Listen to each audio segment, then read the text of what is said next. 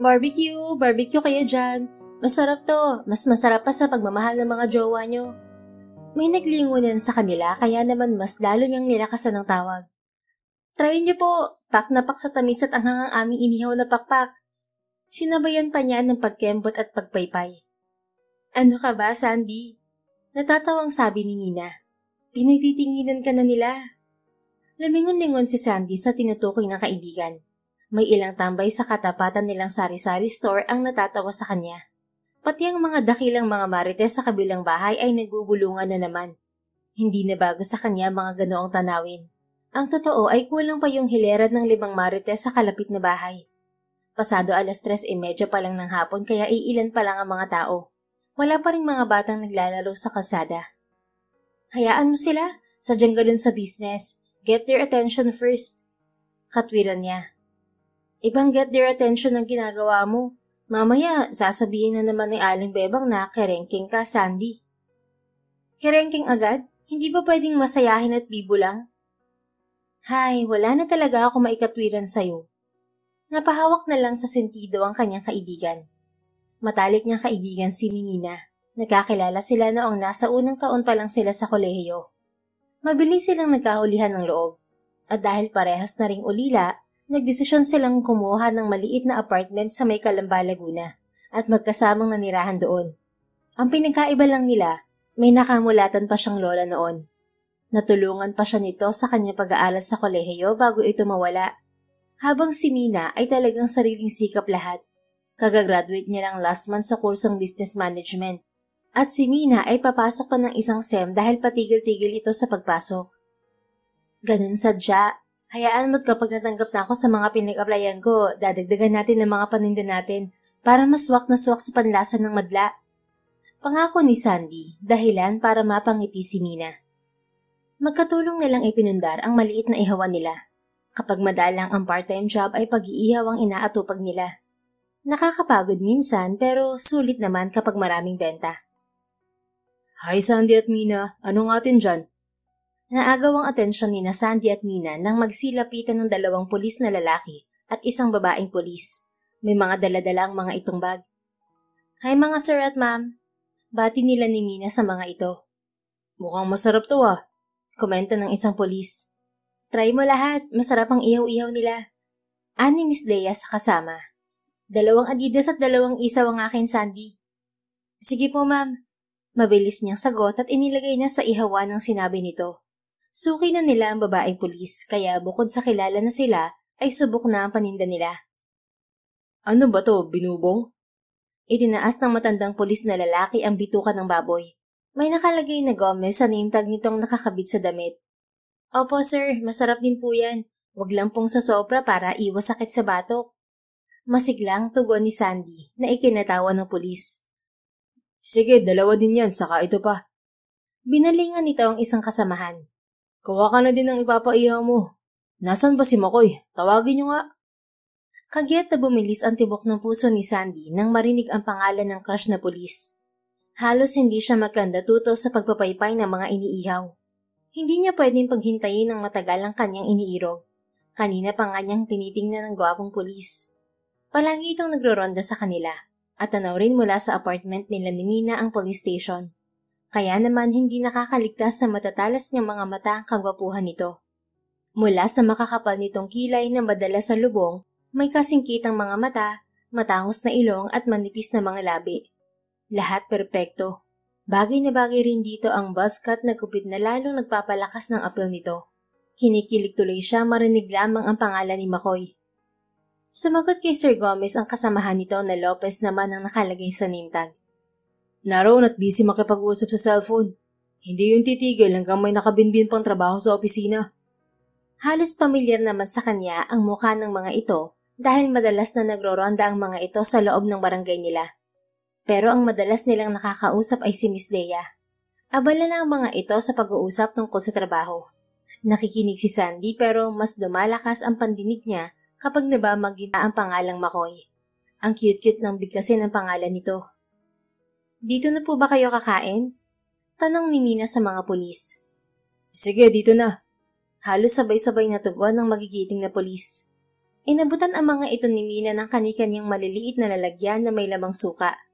Si Sandy naman ay inilagay na sa isang plato ang mga order na tapos na niyang ihawin. Luto na, yan na pala si Makoy.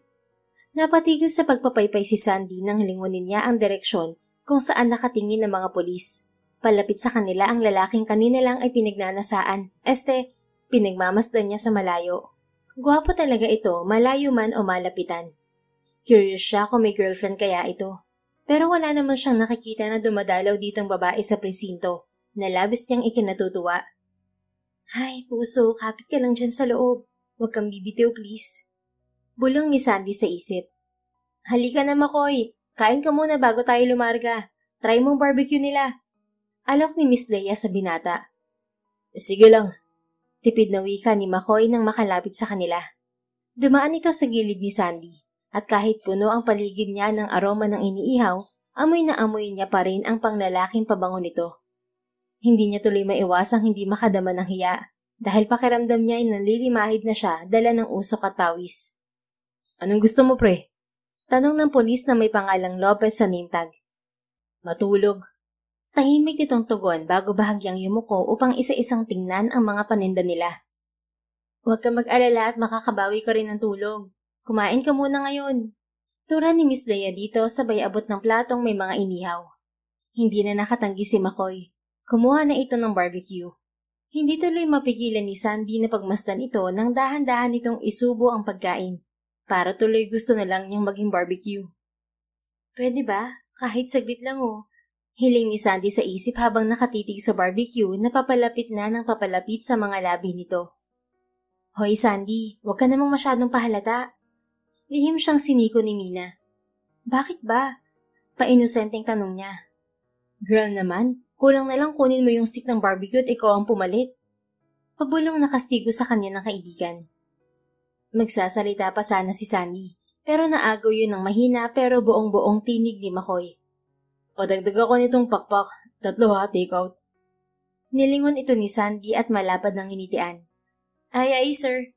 Sinulipan siya nito pero blanko lang ang mukha nito. Gayunman, pakiramdam niya yung oras na para magdiwang.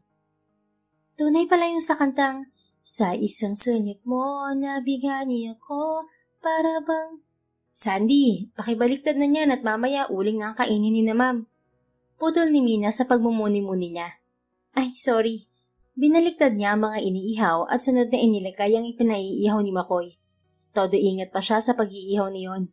Ultimo paglalahid ng mantika ay malumanin niyang ginawa. Tumatanggap ba kayo ng maramihang order? Tanong ni Miss Leia. May hawak pa itong isaw at halatang sayang-saya sa pagkain. Yung pwede sa mga okasyon ba? Opo ma'am, tumatanggap po kami ng special order. Si Mina ang sumagot. Ayun, dito na kaya tayo kumuha. Singit ni Gomez. Anong kadalasang mabenta sa inyo? Usisa naman ni Lopez. Grilled chicken wings at legs saka pork barbecue po para sa mga okasyon. Ganadong tugon ni Mina, halatang excited. Mas malaki kasi ang kita nila kapag ganoong order. Tamang-tama yun para sa lakad natin next week. Pahayag ni Lopez. Ikaw Makoy, may suggestion ka ba? Tanong ni Miss Leia dito na tahimik lang na kumakain sa isang tabi, habang ang isang kamay ay ambala sa pagtipa sa cellphone. Para bang may sarili itong mundo at wala sila roon sa paligid. It's up to you. Simpleng tugon nito na hindi man lang nag-abalang sumulyap sa kanila. So dito na lang, deklara ni Miss Leia sabay baling kina Sandy. Pahingi ng number niyo ha, or pangalan sa messenger para chat ko na lang kayo. Okay po. Halos dumit ng wika nila ni Mina. Natapos kumain ng mga pulis pero hindi na nagkaroon ng pagkakataon si Sandy na makausap si Makoy. Nagsasalita nga lang kasi ito kapag tinatanong ng mga kasamahan. Pero mas madalas ay tahimik ito at nakatungo sa cellphone na may kung anong pinagkakaabalahan doon. Mukha namang sanay na rito ang mga kasama dahil hindi rin ito inaabala. Mukhang mahihirapan si Sandy na kunin ng mailap na puso ng binata. Pero hindi ibig sabihin noon ay susuko na siya. Pasasaan ba't mapapansin niya rin ang kagandahan ko? Laban lang. Adya. Wika niya sa isip. Nang dumating na ang araw ng malakihang pa-order ni Mina at Sandy ng paninda, hindi sila magkaintindihan sa pag-aasikaso. Napasabay kasi sa order ng kapitbahay nila ang napakarami ring order ni Miss Leia. Kahapon pa sila nagsimulang mag-marinade at magtuhog ng mga karne at kanina ay maaga ring gumising para makapag-ihaw na. Hoy, Mina at Sandy, kanina pa yung pausok nyo ah. Mamaya amoy barbecue na tong sinampay ko. Ani Aling Bebang.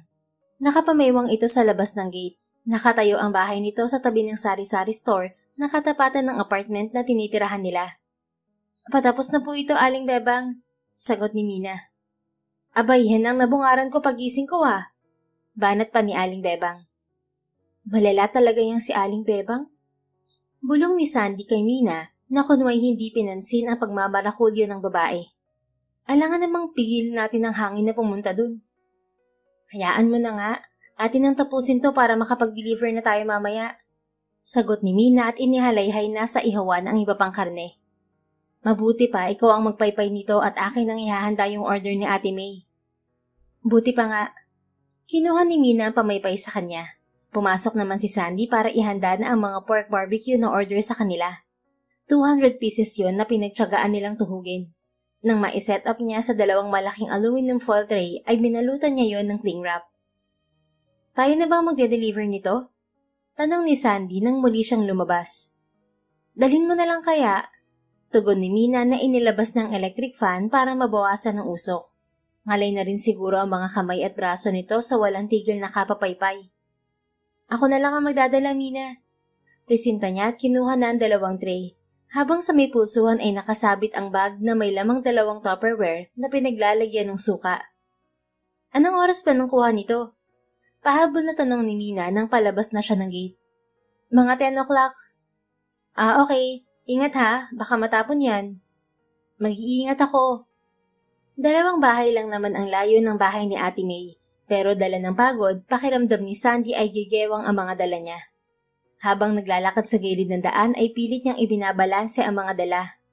Tanaw na niya ang nakabukas na gate ng pupuntahan niya at may mga dekorasyon na rin. Bahagya na siyang nakahinga ng maluwag. Nang marating na niya ang gate, nagpaskil siya ng malapad ng ngiti. Kahit pagod siya, dapat smile lang. Papasok na sana siya nang isang malakas na tinig ang pumailan lang. Terry, bumalik ka dito! Hindi na sana papansinin yun ni Sandy pero nasundan yun ng humahalakhak at tumatakbong maliit na bata. Sa likod ito nakatingin, kaya hindi kaagad siya napansin. Akmang iiwas siya pero dahil alangan ng pwesto niya, ay otomatikong bumangga ang bata sa kanya. Ay! Hiyaw niya. Sorry po! Tumatawang wika ng bata na dumiretso sa paglabas ng gate. Hindi na nagawa ni Sandy na lingunin ang bata dahil dama niyang matutumba na siya. At dahil mabigat ang mga dala niya, hindi siya magkaintindihan kung bibitiwan ba yun o ano. OMG! Hindi! Tulong! Subalit malabong may tumulong sa kanya dahil wala namang tao roon. Kaya ipinikit na lang ni Sandy ang mga mata at inabangan ang pagbagsak sa lupa. Ha? Hindi kasi sa matigas na semento siya bumagsak, kung hindi sa isang bagay na matigas rin naman, pero bakit may kamay? Nakahawak yun sa kamay niya at pinipigilang bumagsak ang kanyang mga hawak. Ilang segundo pang nanatili sa ganoong posisyon si Sandy. Nang sa wakas ay imulat na niya ang mga mata, kulay itim na bagay ang bumungad sa kanya. Bahagya niyang inilayo roon ng sarili at napagtantong dibdib pala yun. Nakahawak ang isa pang kamay ng kaharap niya sa may bewang niya. Hala! Walang sabi-sabing lumayo siya rito. Kahit nanginginig ang tuhod, ay pilit niyang ibinalanse ang sarili. Sorry, hindi ko sinasadya. Saad niya sabay tingin sa mukha ng estrangherong tumulong sa kanya. Natigil sa ere ang lahat ng sasabihin ni Sandy nang makilala kung sino ang taong tumulong sa kanya. Pakiramdam niya nag-awitan ang lahat ng anghel at lumiwanag ang buong paligid. Ayos ka na ba, miss? Hindi siya sumagot. Nakatulala lang siya rito. Miss. Napapitlag si Sandy. Nako, sorry. Ano nga po yun? Tanong niya at pilit tumuwid ng tayo. Nakakahiya kung magmumukha siyang ewan sa harap ng kanyang mala-Adonis na crush. Iba talaga ang epekto sa kanya ni Sir McCoy. Pinasadahan siya ni McCoy ng tingin. Ikaw ba yung nagtitinda ng barbecue sa labas ng apartment? Seryosong tanong nito. Bakit po? Ako ang pipick up ng mga order ni Miss Leia. Nakita kitang pumasok dito kaya sinundan na kita. Opo. Ako nga po yun. Kukunin niyo na po ba? Magalang na tanong niya kahit na obvious namang yun nga ang dahilan kaya ito naroroon. Oo, sana. Pakihintay po ako at dadalhin ko lang to sa loob ng bahay ni Ate May. Tumango lang ang lalaki. Nagmamadaling pumasok siya sa loob ng bahay. Nang maibigay ang order at makuha ang bayad, ay binalikan kaagad ni Sandy si McCoy. Nasalubong pa niya ang maliit na batang karga na ng yaya nito. Parang gusto niyang pupugin ito ng kiss dahil sa nangyari. Ganito pala makulong sa mga bisig ni McCoy. Parang nasa heaven. Tili ni Sandy sa isip saka ngumiti ng malapad. Nagpa-beautiful eyes pa siya at parang dalagang Pilipina na iniipit ang ilang hibla ng buhok sa likuran ng tenga niya. Pupunta na ba tayo, miss, o tititigan mo na lang ako? Untag ni McCoy sa kanya. Pakiramdam ni Sandy, umakit lahat ng dugo niya sa muka. Sorry po sir. Tara na po. Ayan, inuuna kasi ang paglandi. Kastigo niya sa sarili. Hindi nagsalita ang lalaki, sa halip ay sinenyasan siyang mauna. Hindi naman niya mapigilang mapangiti ulit. Feeling niya ay walking side by side ang peg nila. Kulang na lang ay maging holding hands while walking sila. Pero char lang, masyado na siyang feelingera. Ang aga niyo po yata, Sir McCoy. Sabi kasi sa amin ni Ma'am Leia ay by 10 pa kukunin ang order niyo. Pagbubukas niya ng usapan at bahagya pang nilingon ng katabi. Pagkakataon mo na to, Sandy. Grab the chance. Just keep talking. It's 9:45 a.m. now. He stated as if that's enough explanation. Napipila naman ng dalaga. Nasanay kasi siya sa Filipino time. Uzi din pala ang isang to. Pero di bale, walang magbabago. Crush ko pa rin siya. Tama lang naman na dapat on time para hindi masira sa customers. Ganon kapag committed sa trabaho. Okay lang po ba na maghintay ka? Medyo binagalan ni Sandy ang paglalakad para magkasabay sila. Sinulyapan siya nito. Yeah. Sandy bit her inside cheek. Man of few words din pala tong love of my life ko. Lagi pang umi-Ingles. But it's fine, madaldal naman ako. Anya sa sarili.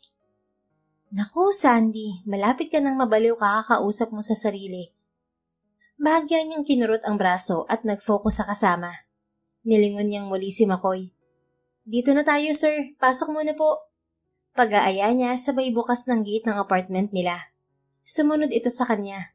Wala na si Nina sa labas. Wala na ring iniihaw kaya tiyak niyang tapos na ito. Dumiretso siya sa maliit na teresa ng apartment. Upo muna po kayo habang inihahanda namin ng mga order ni Miss Leia. Tumango lang ito at walang salitang naupo. Pumasok naman siya sa loob at tinulungan na si Nina na naglalagay ng cling wrap sa mga tray. Sino kasama mo, Sandy? Bulong ni Mina sa kanya nang makalapit. Si hubby ko. Ano? Mali pala, si Sir McCoy. Akalain mo siya pala ang pipick up ng order nila?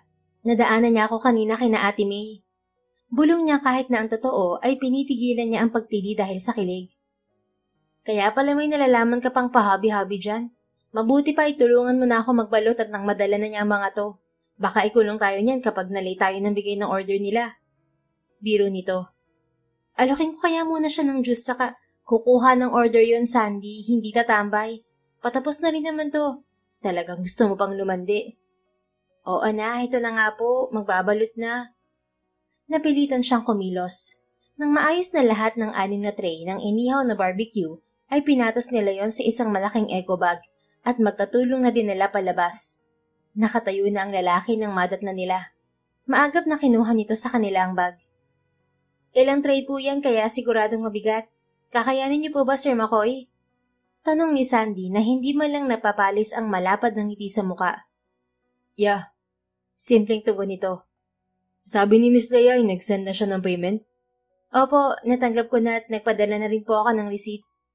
Si Mina ang nagsalita. Good, I gotta go.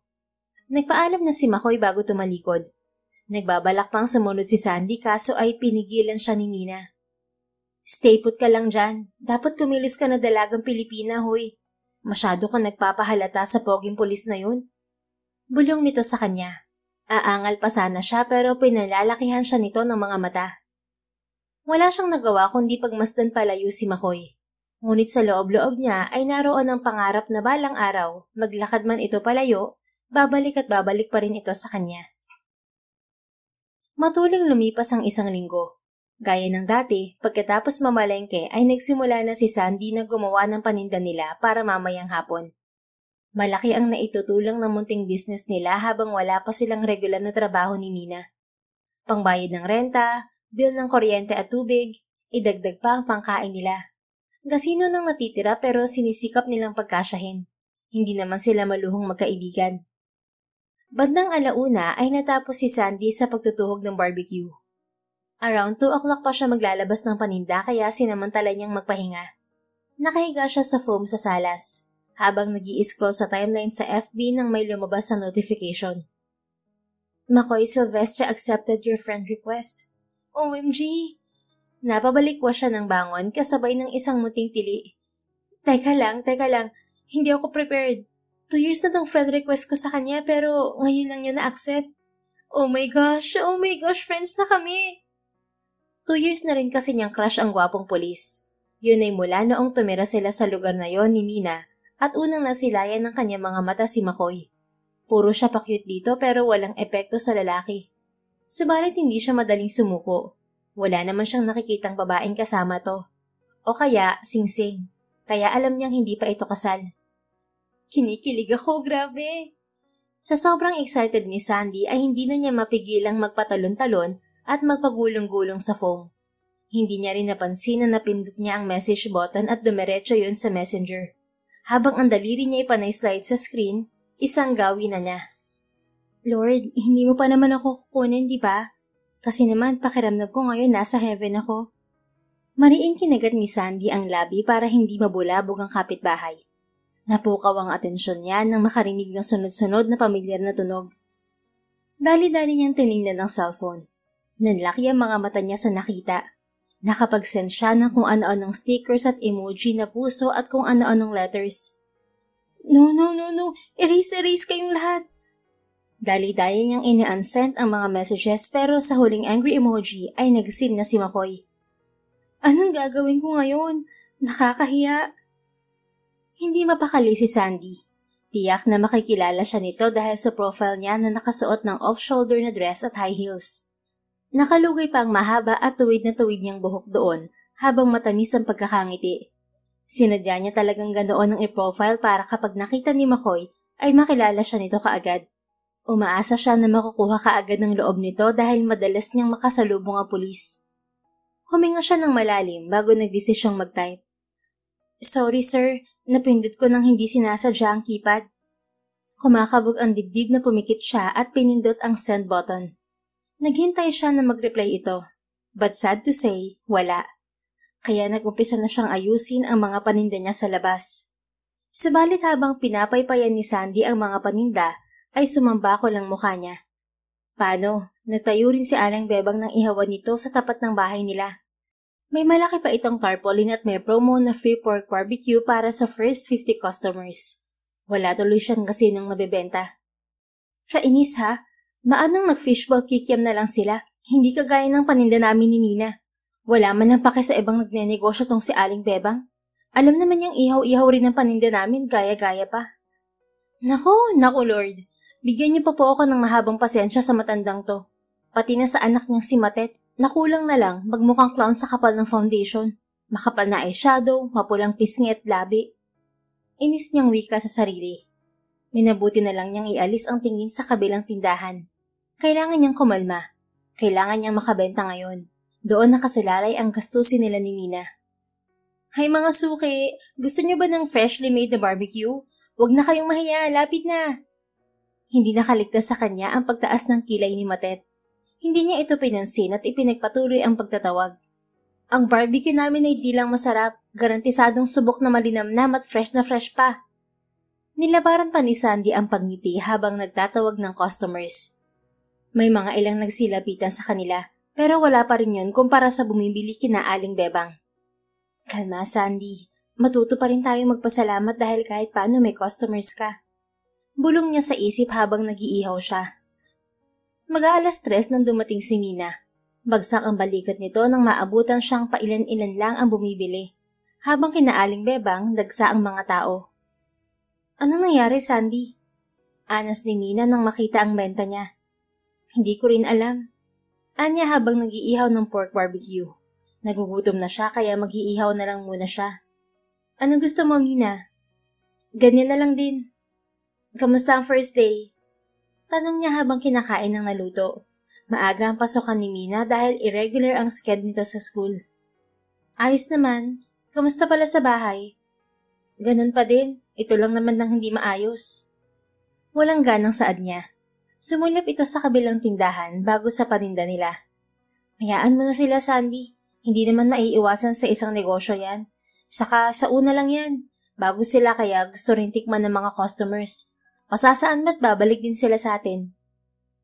Yun lang din ang iniisip ko. Kung hindi lang parang clown kung umisi ang isa dyan. Ismid niya sabay subo ng huling barbecue. Wag mo na lang pansinin si Matet. Minsan talaga may pagka-spoiled brat yun. Pinili na lang ni Sandy na manahimik. Pagsapit ng 4:00 ay nagsisimula ng magligpit sina Matet at sina Aling Bebang. O, Mina at Sandy, kamusta ang benta nyo? Nakakalokong tanong ni Aling Bebang. Mali, Mama. Itanong nyo kung may nabenta ba sila. Pangaasal ni Matet na sinundan pa ng malakas na halakhak. Humalakhak din ang ina nito. Nagkatinginan sina Sandy at Mina. Nagkibit-balikat na lang sila kaysa pansinin pa ang mag-ina. Napagbigyan na namin kayong magtinda noon, kaya kami naman. Turan ni Aling Bebang sabay talikod. It's our time to shine. Taas naong sinamahan pa ng pagliyad ng malaking dibdib ni Aling Bebang ang sinabi nito. Bye-bye, losers. Maarting paalam naman ni Matet. Abat, hayaan mo na, Sandy. Pigil sa kanya ni Mina. Ang kapal eh. Halata namang mga nang-aasar. Papatulang ko talaga sila. Sandy, ganito talaga sa negosyo. Hindi laging malakas ang benta. Minsan, paparanasin ka talaga ng ganyan. May kakumpetensya. Bahagya siyang kumalma. Mas gagalingan kong pagtitinda bukas. Malakas at determinado niyang pangako. Kung kinakailangan niyang mag-isip ng mga twist ay gagawin niya. Mukhang hindi naman tayo uuwing walang benta. Makahulog ang ani Mina. Hindi niya kaagad na gets ang ibig nitong sabihin. Pero nang sumulip siya sa likuran niya, ay otomatikong bumilis ang kabog ng dibdib niya. Ang kaninang inis at lungkot niya ay naglahong parang bula. Ano pong inyo? Bungad kaagad ni Mina sa 4 na nagtatangkarang lalaking nagdatingan. Halos pare-parehong nakaitim ang mga ito, pero ang kaisa-isang naka-v-neck shirt at umago ng atensyon ni Sandy. Gulo ang buhok ni McCoy na para bang ilang beses na pinasadahan nito ng daliri. Ngunit sa halip na pangit tingnan, mas lalong bumagay dito. He looked tired pero ang hot niya pa rin tingnan. Masarap daw ang mga barbecue nyo. Anang isang lalaki. Opo naman, lahat po yan. Masiglang sagot ni Sandy pero ang mga mata ay na kay McCoy. Kaya naman pala dito naisipan itong si McCoy na magyaya eh. Hindi lang paninda ang mukhang masasarap. Magaganda rin ang nagtitinda. Nakangiting sabi ng isang halatang pilyuhin. Sabay sulyap sa kanya bago kay Mina. Pumili ka na lang dyan at kumain kung ano-ano pang sinasabi mo. Seryosang siniko ni McCoy ang kasamahan. Lihim namang napangiti si Sandy. Hindi niya mapigilang isipin na sinadya nito ang paninda nila. Sana naman, Lord, ako na ang sadyain niya sa susunod. Bibili ako ng marami. Libre daw ni McCoy eh. Wika naman ng isa pa. Uy, gusto ko yan. Singit naman ng isa pa. Sige, kuha lang kayo. Ako nang bahala. Kasual na tura ni McCoy na abala din sa pagkuha ng order nito. Halos nakatatlong puno ng plato ang mga ito. May isaw, dugo, bituka ng baboy, atay, pork barbecue, chicken wings at legs. Take-out ba lahat yan? Tanong ng isa. Siyempre, bukod ang take-out, bukod ang kain. Ngisi ng isa pa. Nagkatawanan at tatlo habang si McCoy ay inarkohan ng kilay ang mga ito. Huwag sana kayong saktan ng tiyan. Nagkatawanan ng mga ito. Hindi naman mapigilan ni Sandy ang mapabungis-ngis. Seryosong mukha ni McCoy pero batid niyang nagbibiro lang ito. Gusto po ba ninyo ng toasted? Singit niya sa usapan ng mga pulis. Sige lang, kung anong masarap. Anang isang lalaki. Hindi nga lang niya mapigilan na hindi lingunin si McCoy. Tahimik na nakatingin ito sa kanya habang magkadikit ang mga labi. Marahil nabasa nito ang iniisip niya kaya nagsalita ito. Dating gawin, Miss Ganda. Sige po. Masigla niyang wika. Kinilig siya sa tawag nito sa kanya. Pero Sandy nilang po, nakakahiya naman sa nakakarinig kapag ganda ang tawag mo sa akin. Maganda ka naman talaga. Anyway, ako nga pala si McCoy. McCoy na lang din ang itawag niyo sa akin. Masyadong formal lang, sir. Sige, McCoy. Ito nga pala ang kaibigan ko, si Mina. Halos gusto ng kurutin ni Mina si Sandy dahil pasimple niyang sinisiko ang kaibigan dahil sa labis na kilig. Buti na lang at naging abala na sina McCoy sa pag-uusap tungkol sa trabaho, kaya hindi siya napapansin na kinikilig habang nag-iihaw. Nagsiupuan na rin ang 4 na pulis sa kabilang tabi na may mga bangko. Tuloy ba tayo bukas, Rex? Tanong ni McCoy sa kasama. Kapag aksyon talaga, mabilis tong si McCoy. Nakangising komento ni Ronnie. Siyempre tuloy tayo bukas kahit wala si sir. Tugon ni Rex sa tanong ni McCoy. At palaging ikaw ang una kong kasama. Iiwan ko tong si Ronnie at Maximo, pero ikaw, hindi McCoy. Dugtong nito sabay turo sa dalawang tinutukoy. Hindi masaya kapag wala kami ni Ronnie, no?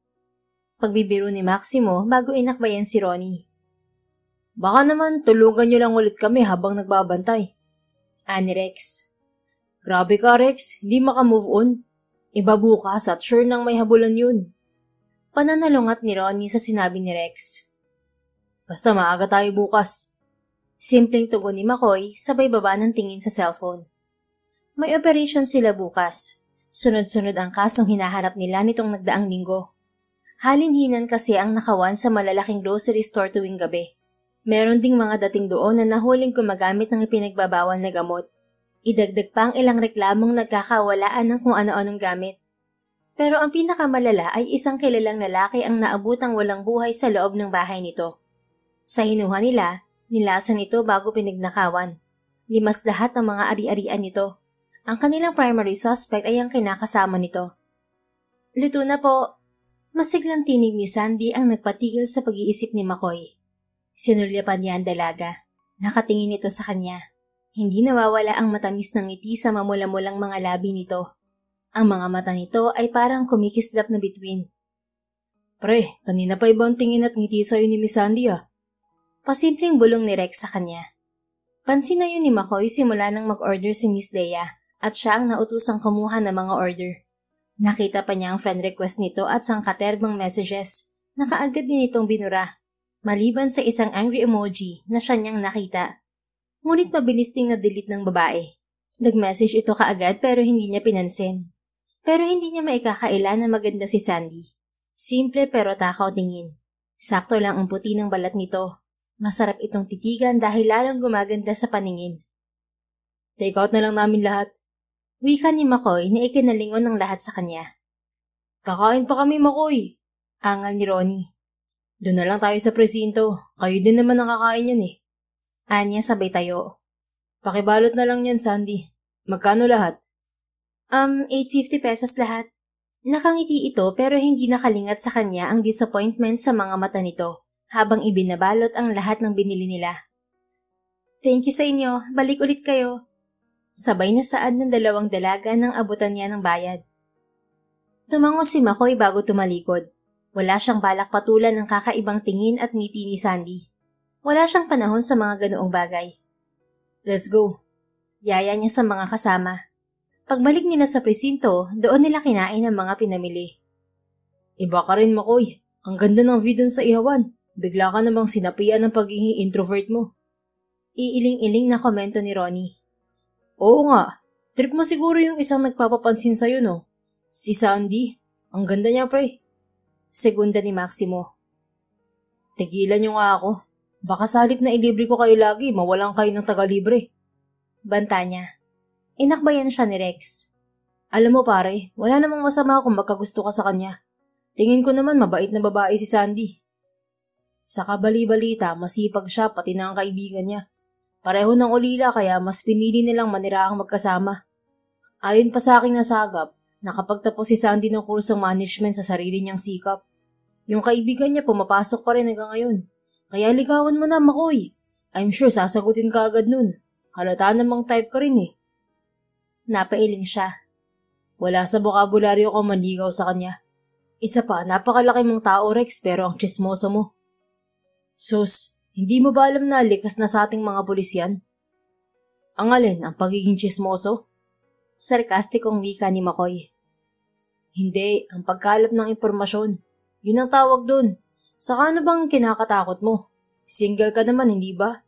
Kasi sa loob ng mahigit 2 taon mo rito sa presinto, wala ka pang pinapakilala sa amin na kahit sinong babae. Maliban na lang kung may nililihim ka sa amin. Sayang naman kasi ang gandang lalaki mo. Hindi sumagot si McCoy kay Rex.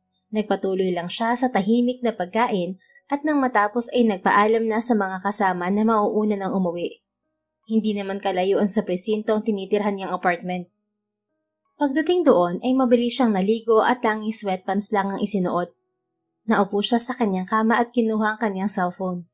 Hindi siya mahilig gumamit ng social media dahil ang totoo ay tinataguan niya ang kanyang mga magulang. 2 taon na rin si McCoy na hindi umuwi sa kanila dahil ayaw ng kanyang ama na ipagpatuloy niya ang kanyang pagpupulis. Ang gusto nito ay pamahalaan niya ang kanilang multi-billion company na labag man sa kalooban niya ay pinagbigyan din naman niya ito. Pinamahalaan niya ang kanilang kumpanya sa loob ng 5 taon habang lihim siyang nagpapatuloy sa pag-aaral ng pagpupulis. At nang makatapos ay ginamit niya ang kanyang mga natutunan para makapagtago sa mga ito. Sa lakas kasi ng koneksyon ni Marciano Silvestre, ang kanyang ama, madali lang dito ang mahanap siya, kaya doon siya napadpad sa Laguna. Binuksan ni McCoy ang kanyang Facebook. Unang bumungad sa kanya ang bagong post ni Sandy. Sad life. Mahina na nga ang benta, iniiwasan pa ako ni Crush. Basa niya sa post ni Sandy na may sad emoji pa at may larawan nitong parang maiiyak, habang nakalabi. Hindi mapigilan ni McCoy ang pagsilay ng ngiti sa kanyang mga labi. Well, she's cute. Ang totoo, matagal na niyang napapansin ang mga nakaw tingin ng babae sa kanya. Hindi lang niya pinagtutuunan ng atensyon. Wala naman talaga sa isip niyang makipagrelasyon. Pinindot ni McCoy ang pangalan ni Sandy. Bumukas ang profile nito. Binasa niya ang mga nakalagay na impormasyon ng babae roon. Tama lahat ng sinabi ni Rex kanina. Ulila na nga ito at tanging ang kaibigan na lang ang kasama sa buhay. Sandy Asuncion, why do I feel like I was stalking you? Kausap ni McCoy nang ang profile picture naman ng babae ang pindutin niya. Tumambad sa kanya ang maamo nitong mukha at nangungusap na mga mata. Napahagod sa kanyang basa-basa pang buhok si McCoy. This is bad. Anya bago ibinigsak sa kanyang tabi ang cellphone at tumitig sa kisame. Para namang nakikita niya roon ang nakangiting mukha ni Sandy. Lagi itong nakangiti sa tuwing makikita niya sa isawan. Hindi halata na mag-isa na lang sa buhay. What do I do now? Tanong niya bago pinilit ang sarili na matulog. Saktong 4:00 ng madaling araw siya nagising kinabukasan. Madaling tumayo si McCoy para gawin ang pang-araw-araw niyang rutina. Pagkatapos niyang maghilamos, ay nagpalit siya ng jogging shorts at running jacket. Mamamalengke siya sa araw na yon dahil wala na siyang stocks ng pagkain sa ref. At mula sa apartment ay tatakbuhin niya ang pagpunta sa palengke. 30 minutos lang naman ang layo niyon sa apartment niya. Nasanay na si McCoy sa simpleng buhay niya ngayon, nakabaligtaran noong nasa poder siya ng mga magulang.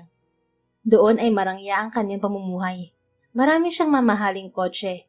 May mga kasambahay sila. Marami siyang pera. Pero gayon pa man ay hindi siya masaya. Mas masaya siya ngayon na mahirap man minsan, pero malaya naman siya at walang nagdidikta. Nakakatulong pa siya sa kapwa sa pamamagitan ng pinili niyang karera. Pagpasok pa lang ni McCoy sa palengke ay malakas na boses na ng mga tindero at tindera ang naririnig niya. Sari-saring pag-aalok sa mga mamimili ang mga ito. Amoy na amoy din niya ang sangsang ng iba't ibang paninda roon. Noong unay nasusuka siya sa palengke at hindi siya marunong mamili ng mga kailangan. Pero nasanay na rin siya kalaunan. Alam na niya ang sariwa at hindi na isda at karne. Nagpunta siya sa karnihan at nagsimulang mamili ng mga kailangan niya. Boss, magkano sa Sandy? Napakunot ang noon ni McCoy nang marinig ang pangalang yon mula sa boses ng isang tindero. Hindi na niya naituloy ang sasabihin. Paglinga niya sa 2 pwestong wala sa kinaroroonan niya, ay nakatayo roon ang babaeng hindi siya halos pinatulog ng nagdaang gabi. Kuya Arning! Nakangiti ito sa lalaking may edad, 40 na siguro. Akala ko hindi mo na ako sisiputin ngayon eh. Ngising-ngising wika ng lalaki. Kuya naman, alangan naman hindi. Nakita ni McCoy na kinuha ng babae ang wallet nito at naglabas doon ng lilibuhin. Mahina ang bentahan ngayon eh, kaya pwede bang saka ng kulang na 500? Inabot nito ang pera sa kaharap. Binilang ng matanda ang pera. Parang napapadalas naman yata na kulang ang binabayad niyo sa akin ngayon ah. May kasabay na rin kasi kaming nagtitinda sa amin. Ah, si Aling Bebang? Oo, bakit alam mong nagtitinda na din siya? Ngumisi ang lalaki. Siyempre, sa negosyo, mas masaya kapag marami kang suki. Nakalimutan na ni McCoy ang pagbili niya ng karne, lalo na nang makita ang pagtaas ng kilay ng babae. Ikaw rin ba nagsusupply sa kanila? Kaya ba minsan kukonti na rin ang dinadala mo sa bahay? Tanong ni Sandy sa kaharap na lalaki, nang umisi ulit. Nagiging kulang na ang binabayad niyo eh. Kailangan ko rin naman ng dagdag kita. Gaya nito, kulang na ng 500. Binabayaran naman namin ah. Pangangatwiran ni Sandy. Binabayaran niyo nga, kaso napapadalas na ang pagbabayad niyo ng kulang. Nung isang linggo lang naman at ngayon kami pumalya, kuya. Kahit na, kapag kay Aling Bebang walang problema. Cash pa. Swak na swak rin ako kapag si Matet ang kukuha ng supply at magbabayad. Makahulog ang hinagod ng lalaki ang kabuuan ni Sandy na naka-shirt lang at maiksing shorts, kaya labas ang magaganda nitong binti. Napakuyom ng kamay si McCoy at marahang tinungo ang kinaroroonan ni Sandy. Kuya Arning, usapang pera at paninda to. Chicken and pork barbecue ang tinitinda namin, hindi kung anong laman. Narinig niyang wika ng babae. Kung hindi mo gusto ang bago kong patakaran, nauunawaan naman kita, Sandy. Pero sana'y maunawaan mo rin kapag naisipan kong bigyan ng mas maraming supply sina Aling Bebang at Matet. Hihintayin ko na lang ang kulang nyo. Pag-isipan mo rin ang sinabi ko. Pagak na tumawa si Sandy. Wow ha, ngayon ko lang nalaman na kasama na rin pala sa bayad ang pagbebenta ng aliw. Yun ay kung gusto mo pang madeliveran kita. Kung hindi naman, sorry na lang. Pero kung magbabago ang isip mo, alam mo rin kung saan ang bagsak mo. Mariing singit ni McCoy sa usapan ng dalawa. Napalingon sa kanya si Sandy na tinabihan niya. McCoy, nabiglang ani Sandy. Gusto mo maghimas ng rehas, Manong? Tanong niya na nakatingin pa rin sa lalaking halatang natigilan. Alam ni McCoy na kilala siya nito. Madalas din naman silang magpatrolya sa palengke. Boss, joke lang yun. Kandautal na wika ng kaharap. Joke? Anong joke? Joke ba yung parang hinuhubaran mo na ako ng tingin? Singhang ni Sandy rito na dumikit palalo sa binata. Huminga si McCoy ng malalim. Narinig ko ang lahat ng usapan nyo. Kung hindi ka titigil sa pangharas ng customer mo, mapipilitan akong hulihin ka. Naku boss, wag naman ho. Naniningil lang naman ako. Huwag ka na magpalusot. Sa susunod na maulit to, alam mo na kung saan ang bagsak mo. Sabi niya bago tinalikuran ang lalaking tinakasan ng kulay ang muka. Buti nga sa'yo. Ani Sandy, bago pa niya ito nahila sa kamay at inilayo kay Mang Arning. Teka McCoy, wika nito maya-maya. Tumigil siya at nilingon to. What? Pasuplado niyang tanong. Muntikan pa siyang mapaaway dahil dito. Kung bakit man naman kasi para siyang sinapian nang makita ang harap-harapang pambabastos kay Sandy. Iba talaga ang dating sa kanya ng babaeng to. Ano, may sasabihin ka ba, Sandy? Tumingin muna si Sandy sa magkahugpong nilang mga kamay, na noon niya lang na-realize na hawak pa rin niya yun. Bigla ay para siyang nakuryente at binitiwan yun. Salamat, Sir McCoy. Walang anuman. McCoy na nga lang, di ba? Okay, basta salamat ulit. Napakunot ang noo niya. Kasasabi mo lang, hindi ba? Napakamot ito sa noo sabay kagat sa pang-ibabang labi. Gustong mapapikit ni McCoy sa ginawa nito. Parang bigla ay tirik na tirik ang araw at nakatutok sa kanya. Salamat ulit ha, pero dahil wala na akong makukuha kay Kuya Arning, kailangan kong humanap ngayon ng supplier para sa negosyo namin ng kaibigan ko. Sabi nito. Ganun ba? Tumango si Sandy. Sige, samahan na lang kita at baka makita ka ni Mang Arning dyan. Nanlaki ang mga mata nito. Talaga? Oo, baka mabastos ka ulit eh. Salamat, McCoy. Hindi sumagot si McCoy at mabilis na tinalikuran si Sandy. Iba kasi ang nararamdaman niya sa pangiti-ngiti nito. Parang may kung anong damdaming binubuhay ito sa kaloob-looban niya at hindi niya yun nagugustuhan. Nagpatuloy ang paglipas ng mga araw. Tuloy lang din ang buhay ni Sandy. Hindi pa rin siya tinatawagan ng mga ina-applyan niya. Pero malakas ang paniniwala niyang matatanggap naman siya.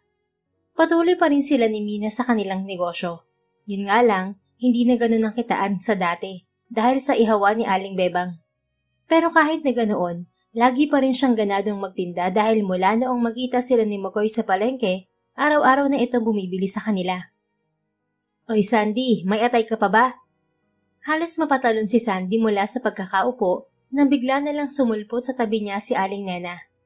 Opo naman Aling Nena, kumpleto pa po ang atay ko. Mahirap namang mawalan ako ng atay. Diyos keng bata ka, paninda ang itinatanong ko. Mahina nitong sagot sabay halakhak.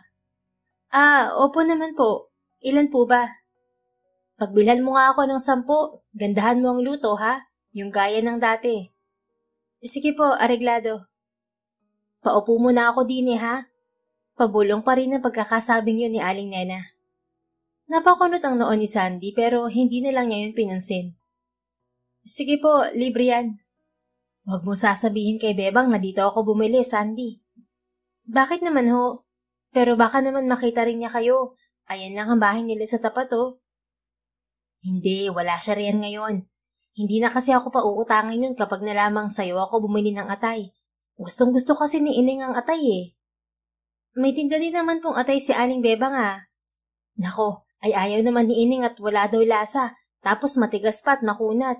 Kung hindi lang naglilihang batang yun ay hindi ko ibibili rito. Tinaasan niya ito ng isang kilay. Ganoon ho ba, Aling Nena? Nilakasan niya ang boses na ikinaangat ng puwet nito sa pagkakaupo. Hoy, batang ito, kasasabi ko lang na huwag kang maingay. Ano ka baga naman? Ayaw kasi ni Ining ng overcook. Doon naman kina Bebang parang nasa impyernong apoy sa pagmamadaling maluto agad. Kaya matigas ang kinalalabasan. Napailing na lang si Sandy sa mga pinagsasasabi ni Aling Nena. Ito po, luto na. 150 na lang po. Sige, salamat. Dali-dali itong naglakad palayo pagkabayad sa binili nito. Mga chismosa talaga. Kahit sariling kaibigan ni chinichismis. Wika ni Sandy habang iiling-iling na sinusundan ng tingin si Aling Nena. Pwede bang magpatira? Biglang sulpot ng boses lalaki. Ay, puso ko tumalon. Napapitlag si Sandy nang bulabugin siya ng baritonong tinig na kilalang kilala niya. Napatingin siya sa may gilid niya. Muntik na niyang makalimutang huminga nang masilayan ng kagwapuhan ni Makoy. Wala sa loob ng ngumiti si Sandy at parang may sariling mundo na nakatitig lang dito. Sandy? Makoy! Natauhan siya. Mabilis niyang ipinilig ang ulo. Ano nga ulit yun? Hindi magkandatutong tanong niya. Magpapatira sana ako. Mamaya kung 4:00 babalikan. Pwede ba? Oo naman. Alin ba ang gusto niyo? 10 pakpak, 5 pork barbecue, 10 isaw at 10 atay. Nagmamadali naman si Sandy na inilagay sa isang plato ang mga kinuha ng lalaki. Pwede bang mamaya mo nalutuin kapag bumalik ako? Tanong pa nito. Sure. Sige, babayaran ko na. Magkano ba? 600 pesos. Dinukot ng lalaki sa suot nitong pantalon ang wallet at nag-abot ng 1,000 sa kanya. Mamaya mo na rin ibigay ang sukli pagbalik ko. Salamat, Sandy. Salamat din. Parang baliw si Sandy na sinundan si Makoy ng tingin habang papalayo ito. Kung madilim na siguro ang paligid, malamang umilaw na ang mga mata niya sa tindi ng pagkislap niyon. Kasi naman. Impit niyang tili sa sarili bago inasikaso ang mga binili ni Makoy. Samantala, pasipol-sipol naman si Makoy na bumalik sa presinto. Sa pagdaan ng mga araw, mas lalo pa niyang nakikilala si Sandy. At tama naman ang sinasabi ng mga kasamahan niya. Mabait ang babae at masipag. Maganda rin. Hindi nga ito mahirap magustuhan. Mukhang nakasilay na naman ang ating binata sa kanyang iniibig sa ihawan. Kantsaw ng kasamahan niyang si Ronnie. Loko. Hasik niya rito at pinaseryoso ang muka. Bago na upo sa pwesto niya at kunwari ay busy sa mga folder na nakapatong doon. Wag nga kami, Makoy. Abay ko lang 2 buwan na ring halos araw-araw ay bumibili ka ng ihaw-ihaw sa tindahan ni na Miss Sandy. Baka nga magka-cancer na tayo kakakain ng inihaw araw-araw. Kaya ligawan mo na siya para hindi na makawala pa at para hindi ka na rin araw-araw nagpapapansin sa kanya. Masarap naman ang inihaw pero baka pag kayo na, merong araw na iba naman ang ililibre mo sa amin. Pabirong wika naman ni Maximo. Ito at si Ronnie ang kasama niyang duty sa araw na yon. Ang iba'y nagroronda pa. Tigilan niyo nga ako. Masarap lang talaga ang tinda nila. Yaan niyo kapag nagbago siya ng tinda, maiiba rin ang kinakain niyo. Katwiran niyang nakangiti. Sa mga sandaling yon ay may kung anong tinitipa siya sa keyboard. Lumapit sa pwesto niya ang dalawa. Si Ronnie ay naupo sa gilid ng kanyang mesa, habang si Maximo ay nasa harap niya. Hindi mo ba alam ang kasabihan, Makoy? Tanong ni Maximo sa kanya. Kunot noong tiningnan niya ito. Kasabihan? Anong kasabihan naman? A way to a man's heart is through his stomach. Nako, hindi mo alam yun? Sagot nito. Baka naman hindi na kailangan pa ng pagkain, Maximo. Sa ganda ba naman ni Miss Sandy, hindi na mister pang gamitan ng kahit na anong gayuma tong si Makoy natin. Ngiti pa lang niya, bihag na ang puso nitong alaga natin, oh. Kantsaw pa ni Ronnie sabay appear kay Maximo. Tumigil-tigil na nga kayo. Ang mabuti pa, magtrabaho na tayo at baka maabutan pa tayo ni Chief na paisi-isi dito. Tapos na kami sa gawa, P.O.3 Silvestre. P.O.3 Silvestre, are you there, over? Anong tinig na balisang nagsalita sa communication radio. Napatingin si Makoy sa mga kasama bago yun sinagot. This is P.O.3 Silvestre, go ahead. Kailangan namin ng backup dito sa may Rizal Street. Namataan na namin ang inirereklamo magnanakaw. Isama mo sa P.O.3 Romero. Anong tinig sa kabilang linya na walang iba kung hindi si Rex. Copy. Tumayo siya at tiningnan si Maximo. Ikaw na muna ang bahala rito. Sige, mag-iingat kayo. Tugon nito. Ronnie, tara na. Nagmamadali silang lumabas na dalawa at sumakay ng police car. Si Ronnie ang nagmaneho niyon. Habang patungo sila roon sa location, ay hiningi ni Makoy ang description ng suspect. Sa kabila niyo ikutan. Sabi ni Rex sa communication radio. Copy. Tinanguan niya si Ronnie na mabilis na tinungo ang direksyong sinasabi ni Rex. Checkered na polo, khaki shorts, maliit at naka-sneakers na itim. Pag-uulit ni Makoy sa idiniktang description ni Rex kanina. Parang wala rito. Sagot ni Ronnie na palingalinga sa paligid. Malaki ang Rizal Street, pero makipot ang daanan doon. Talagang mahihirapan silang makita ang hinahanap. Ang mabuti pa, bumaba na lang tayo at magtanong-tanong. Mas madali pati tayong makakapasok sa SKS Kinita. Suwestiyon niya. Magaling pa nga. Inihinto ni Ronnie ang police car at nagsimula na silang magtanong-tanong sa paligid. Subalit inabot na yata sila ng 1 oras na mahigit sa paghihikap ay hindi pa rin nila matagpuan ng suspect. Napabuntong hininga si Makoy. P.O.3 Villegas, nariyan ka ba? Tanong niya sa radio na si Rex ang tinutukoy. Yes, go ahead. Mukhang natakasan na tayo. Sinuyod na namin tong Rizal Street pero walang makapagturo kung nasa na magnanakaw. Alright, bumalik na lang muna kayo sa presinto. Itutuloy na lang namin ni SPO1 Magallanes ang pagroronda. Si Leia ang tinutukoy ni Rex. Sige, mag-iingat kayo. Tembrihan nyo kami kaagad kapag nakita nyo ulit. Magkasama silang bumalik ni Ronnie sa police car at bumalik sa presinto. Pagtingin niya sa orasan ay natampal niya ang noo. 6:00 na kasi. Sigurado siyang kanina pa naghihintay si Sandy sa kanya. Pre, labas muna ako. Kukunin ko lang ang mga binili ko kay Miss Sandy. Paalam niya kay na Ronnie at Maximo. Sige lang, para sa ikasasaya ng puso mo. Kantsaw ng dalawa. Iiling-iling na lumabas siyang muli ng presinto at tinungo ang apartment ni na Sandy. Subalit nagsalubong ang mga kilay niya nang makitang wala ang babae sa ihawan, kahit na ang kaibigan nito. Pero naroon pa rin ang mga paninda nito sa labas. Takang tinignan niya ang loob ng apartment ng mga ito. Sarado yun pero bukas naman ang ilaw. Dahan-dahan siyang lumapit doon. Sandy? Sandy? Tawag ni Makoy sa pangalan ng babae.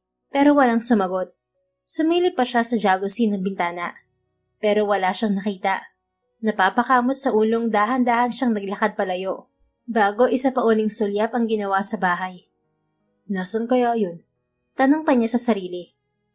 Si Sandy naman na nasa loob ng bahay ay takot na takot. Gusto niyang sumigaw nang marinig ang tinig ni Makoy pero tinatakpan ni Louie ang bibig niya.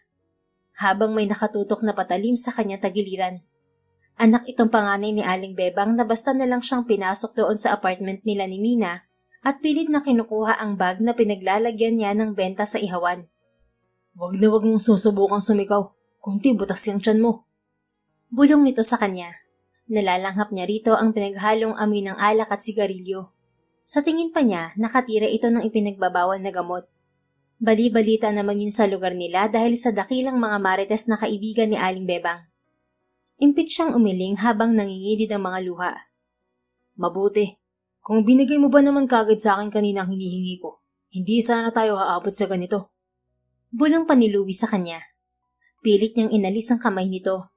Nagtagumpay naman siya pero bahagya lang yon. Please, pakawalan mo na ako. Maluhaluhang wika niya sa mahinang tinig. Nanginginig na rin ang buong katawan niya. Mangako ka munang hindi magsusumbong sa pulis na kaibigan mo. Dahil pag ginawa mo yun, hindi lang ikaw ang babalikan ko. Pati na rin ang pulis na yun at ang kaibigan mo. Banta nito. Mababali ang leeg na umiling si Sandy. Pangako, hindi kita isusumbong. Siguraduhin mo lang dahil mali. Pareho silang nagulantang ni Louie nang malakas na bumalandra ang pinto ng apartment at inuluwa niyon si McCoy. Taas ang kamay! Malakas na wika ni McCoy sabay tutok ng baril nito kay Louie. Nataod naman ng lalaki at sinamantala yun ni Sandy. Inapakan niya ang paa ni Louie kaya mabilis siyang nabitiwan nito. Ngunit nahagip pa rin ng patalim na hawak nito ang braso niya sa pagmamadaling makawala rito. Sinugod ni Louie si McCoy pero mabilis na nakaiwas ang lalaki. Agad nitong sinipa ng malakas si Louie. Sumadsad ito sa pader at nabitiwan ang hawak na patalim. Mabilis sa mga kilos ni McCoy na dinaluhong si Louie. Manlalaban pa sana ito pero mahigpit na nahawakan ni McCoy ang mga kamay nito at pinusasan. Inaaresto kita sa salang pagnanakaw at attempted assault. May karapatan ka manahimik kung magsawalang kibo. Ano man ang iyong sabihin ay maaaring gawing pabor o laban sa iyo ng kahukuman. Ikaw ay may karapatan ding kumuha ng tagapagtanggol na iyong napili. At kung wala kang kakayahan, ito'y ipagkakaloob sa iyo ng pamahalaan. Tuloy-tuloy na wika ni McCoy bago itinayo si Louie. Piotr Silvestre! Humahangos na wika ng kasamahan nitong si Ronnie, kasunod si Maximo. Dalhin niyo na to sa presinto. Wika ni McCoy sa dalawa. Nang makuha naman ng dalawa si Louie ay saka palang nilapitan ni McCoy si Sandy. Doon na siya tuluyang bumagsak. Sandy! Yun ang huli niyang narinig bago mawalan ng malay. Sa ospital, nananatiling nasa tabi ni Sandy si McCoy at hindi iniiwan ng babae hanggang sa magkamalay. Attentive na tiningnan ito ni McCoy. Unti-unti na itong nagmumulat ng mga mata. Are you okay, Sandy? Tanong ni McCoy sa dalaga. Hindi niya maunawaan kung bakit hindi mawala-wala ang kaba sa dibdib niya. Nang makita niyang hinimatay si Sandy at dumudugo ang braso nito, gusto na niyang gulpihin ng suspect na kapitbahay lang pala nito. Kaya lang, mas kailangan ni Sandy ng agarang atensyong medikal, kaya hindi na niya naharap ang lalaki. Pero sisiguraduhin niyang mabubulok ito sa kulungan.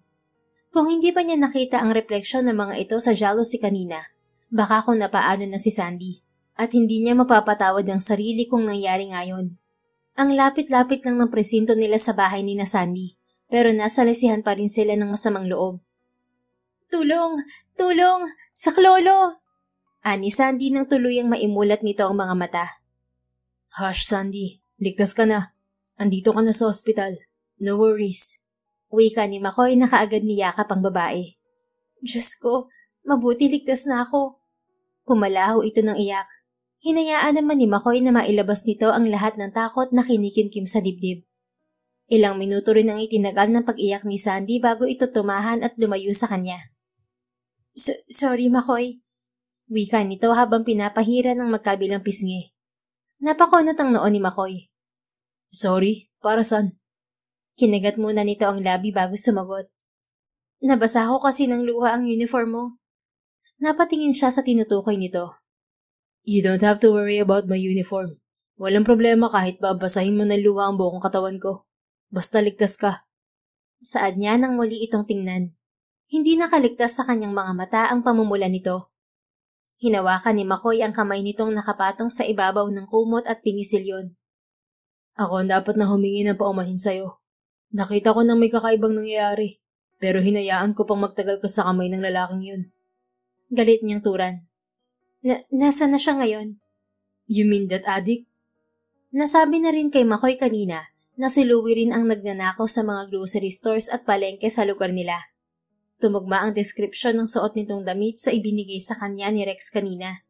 Kaya wala na talaga itong kawala sa batas. Oo, nasa na siya ngayon? Tanong muli ng babae. Behind bars. Hindi na siya makakatakas pa dahil maraming reklamong nakasampa laban sa kanya. Kaya wag mo na siyang isipin pa. Ang mahalaga ngayon, gumaling ka at makapagpahinga. Masuyong wika ni McCoy. Tumango ito. Ngumiti naman siya at hinaplos ang buhok nito. Sige na, magpahinga ka na, Sandy. Salamat talaga. Buti at napadaan ka sa bahay kanina. Takot na takot ako kanina na bigla na lang akong pinasok ni Louie sa bahay. Galing kami sa operasyon. Naalala ko yung order ko sa'yo. Kaya lang, nagtaka ako kung bakit madilim ang bahay nyo. Tapos iniwan mo ang paninda mo sa labas. Aalis na sana ako pero naaninag ko kayo sa bintana. Kaya medyo lumayo muna ako para di makahalata si Louie. At tinawagan ko mga kasama ko bago ko pasukin ang bahay mo. Narinig ko ang boses mo kanina. Pero hindi ako makasagot dahil nakatutok sa akin ang kutsilyo niya. Aalis na sana siya kanina. Kaso bigla kang dumating kaya nagpanik siya at tinakot ako. That bastard. Mabubulok siya sa kulungan. Wala na ba siyang ibang ginawa sa'yo? Wala na. Pero lang ang pakay niya talaga. Baka wala na siyang pambili ng droga kaya kahit ako nahamak na tindera lang, pinatos na niyang nakawan. Huwag kang mag-alala.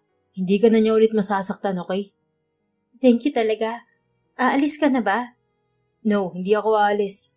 Dito lang ako hanggang sa magising kang muli. Talaga? Si McCoy naman ang tumango. Yes, kaya huwag ka nang makulit at matulog ka na. Sinabihan ko na si Mina na huwag na mag-alala sa'yo dahil okay ka na. Mamaya pa raw ang dating niya from school. Nasabi ko na sa kanya nangyari. Magpahinga ka na. Nagliwanag ang mukha ni Sandy bago ipinikit ang mga mata. Patuloy naman siya sa paghaplos sa buhok nito. Kahit na alam niyang lampas na yon sa limit niya. Nais niya kasing alisin ang takot ng dalaga. Hindi na talaga mapigilan pa ni McCoy ang mga lumalabas sa kanyang bibig. Kahit pakaisipin pa niya kung ano nga ba ang totoong nararamdaman niya para kay Sandy, iisa lang naman ang tugon ng puso at isip niya. Gusto niya ito at nag-aalala siya rito. Gusto niya itong protektahan. No, hindi lang basta gusto. Gustong gusto. At hindi ko na siya hahayaan pang masaktan muli. Pangako niya sa sarili. Kaya nagdesisyon siya na kapag maayos na ang lahat, magtatapat na rin siya ng nararamdaman para sa babae. May 3 araw na nanatili sa ospital si Sandy bago pa siya pinayagan ng doktor na makalabas. Inihatid pa siya ni McCoy sa apartment nila ni Mina. Pagdating niya roon, agad siyang kinausap ni Aling Bebang. Hiyang-hiyang humingi ng dispensa sa kanyang matanda na tinanggap naman niya. Hindi raw naman ito ito-tolerate ang ginawa ng anak at hahayaan itong pagdusahan ng mga kasalanan sa kulungan. Mukhang nabihag mo na ang puso ni Sir McCoy ah. Pabulong na tudyo sa kanya ng kaibigang si Mina habang abala ang lalaki sa pagkakabit ng CCTV sa labas ng apartment nila. Nagpresinta itong lagyan ng security camera ang kanilang apartment kahit pa nga nakakulong na si Louie. Yun daw ay para na rin sa seguridad nila. Nagpalagay rin ito ng alarm system sa loob ng apartment nila na kahit anong tanggi nila ni Mina ay hindi pinakinggan ng lalaki. Sagot din kasi nito ang gastos doon, maging sa CCTV. Hindi pa ito nakontento at pinapalitan ang pinto at bintana nila ng mas matibay na klase. Mukha ba yan? Para namang hindi. Wala naman kasi siyang sinasabi. Manhid ata si Crush. Sagot ni Sandy na nakatingin din sa lalaki. Naghahanda ng merienda si Mina habang siya'y nakaupo sa isang silya. Ayaw siyang pakilusin ng dalawa, kaya nakatunganga lang siya. Halata naman sa mga kilos niya, no? Ikaw talaga? Kung kailang tinamaan na rin siya ni Cupido, saka ka naman nawala ng tiwala sa mga nakikita mo. Grabe, sa ospital nga kulang na lang doon na rin siya tumira. Kung wala nga siguro yung trabaho, baka ganun na nga nangyari. Umiling-iling si Mina. Iba na talagang malakas sa itaas. Hoy, tinampal niya si Mina sa kamay. Aray, para saan yun? Para mo na rin sinabi na pwede na akong kunin ni Lord eh. Hindi pa nga ako nagkaka-boyfriend at virgin na virgin pa ako. Tapos parang gusto mo na akong kunin ni Lord. Prospect jowa pa nga lang ang meron ako, kaso manhid. Nakangiting nilingos ni Sandy si McCoy na eksaktong lumingon sa kinaroroonan nila ni Mina at ngumiti, bago muling ipinagpatuloy ang ginagawa. Kinikilig naman ako, Means. Impit niyang tili. Hay nako, kapag nga ganyan kayo ng ganyan, baka nga mahiling ko sa itaas na ang bibig mo. Tinampal niyang muli si Mina. Natawa ito. Hay, taga-sana all na lang talaga ako. Wala naman ako ma-prospect jowa sa kasamahan ni McCoy at puro mga thunders na at may asawa. Naiiling na nangingiting pinagmasdan na lang ni Sandy si McCoy. Habang lumilipas ang araw, mas lalong lumalalim ang nararamdaman niya rito. Kaya kung may gusto nga ito sa kanya at magtapat ito, hindi na siya magpapakipot pa. Aba, 2 taon din naman niyang iningatan ito sa kanyang puso. Kaya tatanggi pa ba siya? Syempre hindi na. Sabi nga, sa simbahan din naman ang tuloy ng lahat ng seryosong relasyon. Kaya hindi na niya patatagalin sa oras na magtapat si McCoy. Pagkatapos magkapit ng mga CCTV ay pinagmerienda muna nila si McCoy. Sandy, may gagawin ka ba mamaya? Tanong nito nang mapag-isa sila sa terrace. Kinabahan siya bigla. Gagawin? Bakit, McCoy? Wala naman. Aayain sana kitang lumabas. Mariing nakagat ni Sandy ang labi niya upang pigilan ang paglabas ng tili sa kanyang lalamunan. This is it, pansit. Mukhang nagpaparamdam na ang manhid niyang future asawa. Aayain mo akong lumabas? Para siyang sira na inuulit lang ang sinasabi ng lalaki at gusto na niyang batukan ng sarili. Natawa ang lalaki na nagpasimangot sa kanya. May nakakatawa ba sa sinabi ko? Kasi naman, inuulit mo lang ang sinasabi ko, Sandy. Sa gusto ko lang namang siguraduhin ang naririnig ko. Masama ba yun? Oo na, naiintindihan ko na. So pwede ka nga mamaya? Oo naman. Gusto niyang sabihin dito na kahit ngayon nga ay pwedeng-pwede na rin siya. Pero pinigilan niya ang sarili. Great, susunduin kita mamaya, mga 6 ng gabi. Okay, sagot ni Sandy. Pagkapaalam ni McCoy, dali-daling nagtungo sa silid nila ni Mina si Sandy. Aligagang tinungo niya ang kanyang kabinet at naghalikwat doon. Ano to? May bagyo? Bulalas ni Mina nang mapasukan siya roon. Madali niya itong nilapitan at inalog. Kailangan ko ang tulong mo, Mina. Wala akong magandang maisuot. Nagpapanik na wika niya. Isusuot? Para saan? Parang pinitpit na luyang pinagsalikop ni Sandy ang mga kamay sa harapan, bago gumalaw-galaw at impit na tumili. Hoy, mahanginan ka. Para kang si Rajan. Ano nga meron? Tinapik siya ni Mina sa braso. Aray? Nakangusong reklamo niya. Ano nga kasi, Sandy? Kasi inaya ako mag-date ni McCoy. Talaga? Sunod-sunod siyang tumango at inilahat sa ere ang 2 kamay. Isinalikop naman ni Mina ang mga kamay nito roon at sabay silang nagtitiling 2, habang nagtatalon-talon pa. Sabi ko naman sa'yo trip ka talaga nun. Ani Mina ng mahimasmasan. Oo na nga, kaya tulungan mo na ako maghanap ng maisusuot. Madali naman siyang tinulungan ni Mina, at pagkatapos mamili ng kanyang isusuot ay naligo kaagad siya. 3:00 pa lang yun ng hapon pero kailangan niya raw munang mag-beauty rest bago mag-ayos ng bongga. Pagsapit ng 5:45, bihis na si Sandy. Paikot-ikot siya sa salamin na may malawak na ngiti sa mga labi. Ako ba talaga to, Mina? Tanong niya sa kaibigan. Gagi, sino pa ba? Kaluluwa mo? Hoy, hindi naman. Naniniguro lang. Ikaw yan, Sandy. Huwag ka mag-alala. Nagpaganda ka lang ng kaunti, kaya mas lalo ka pang gumanda. Confident nitong wika. Wala naman talagang inilagay na kahit anong kolorete sa mukha ni Sandy, maliban sa pulbos at deep tint. Yun ang pareho nilang naisip ni Mina para lumabas ang natural niyang ganda. Hinayaan din niyang nakalugay ang buhok. Nakasuot siya ng white long sleeve at black skirts. Tinernohan niya yon ng hindi kataas ang heels. Perfect na. Huwag mo nang sipatin pa dahil nasisiguro ko matutulala si McCoy kapag nakita ka. Hindi nga nagkamali ng sinabi si Mina. Ilang segundong nakatulala si McCoy nang makita siya nang sunduin siya nito sa apartment. See? Sana pala nakipagpustahan ako sa'yo. Bulong ni Mina sa kanya. Nakatikim ito ng pinong kurot sa kanya bago binalingan si McCoy. Okay ka lang ba, McCoy? Tanong niya rito. Ipinilig nito ang ulo. Sorry, I was just admiring your beauty. Inilahad nito ang kamay sa harapan niya. Impit na napatili si Mina.